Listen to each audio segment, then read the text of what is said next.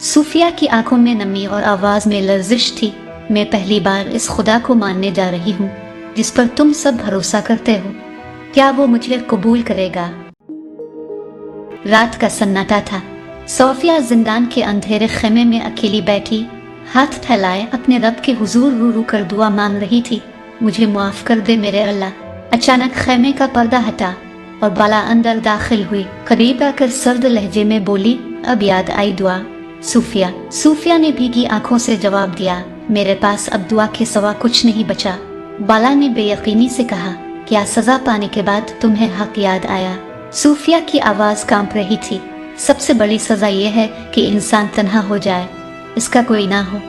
बाला ने गहरी सांस ली और कहा, यकीन नहीं कर सकती तुम पर सूफिया। इस बार तुम हमारे सामने ईमान की चादर ओढ़कर क्या नया फितना बर्पा करोगी?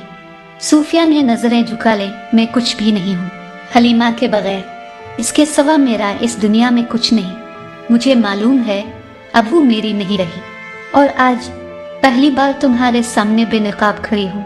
बाला ने खामोशी से इसे देखा, फिर धीरे से बस इतना कहा, सूफिया की आंखों में नमी और आवाज में लर्जिश थी। मैं पहली बार इस खुदा को मानने जा रही हूँ जिस पर तुम सब भरोसा करते हो।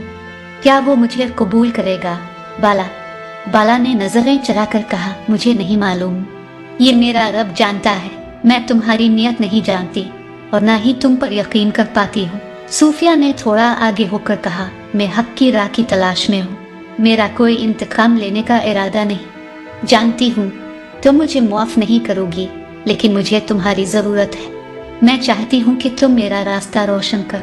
बाला, मेरी मदद करोगी ना? बाला ने लम्हा भर तवक्कुफ के बाद खामोशी से सर हिला दिया।